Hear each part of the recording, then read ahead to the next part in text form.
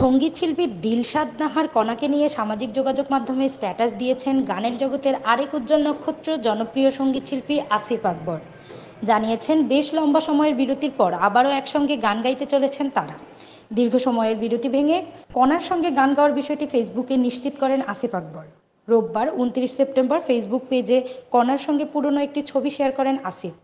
Post করা ছবির ক্যাপশনে জানান, নতুন একটি গানে আসিফের সঙ্গে গাইছেন দুষ্টু কোকিল খ্যাত গায়িকা কন্যা। সময়ের পাঠকের জন্য সঙ্গীতশিল্পী আসিফ আকবরের সে পোস্ট তুলে ধরা হলো। বাংলাদেশে যে কোনো ঘটনায় প্রথম আক্রান্ত হয় সাংস্কৃতিক মাধ্যম। সব কিছু চলে, শুধু আমাদের পেশাগত ক্ষেত্র হয়ে যায় নিশ্চয়। তবুও থেমে থাকি না, অপেক্ষা করি ভালো সময়ের, কখন কাজ করতে পারবো। শিল্প সংস্কৃতির মানুষজন এদেশে অনেকটা কলাগাছের ভেলার মতো। রাষ্ট্রীয় বা সামাজিক নিরাপত্তার কোনো ব্যবস্থাই নাই। জুলাই বিপ্লবের আগে পরে 3 মাস কেটে গেল, এখনও প্রাণ ফেরেনি আমাদের পেশাগত ক্ষেত্রে। অবশেষে প্রযোজনা প্রতিষ্ঠান সাউন্ডটেকের ব্যানারে গাইলাম একটি ডুয়েট গান।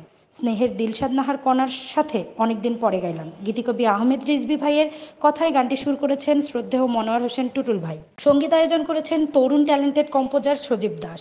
ভীষণ রকম ভালোবাসি টাইটেলে গানটি মেলোডি ঘরানার। টুটুল ভাই রিজভী ভাইয়ের প্রথম রসায়ন, সেই সঙ্গে প্রিয় কণা এবং সজীবের সংযুক্তি পিওর রোমান্টিক গানটিকে প্রাণ দিয়েছে। আমারও ভালো লেগেছে অনেক।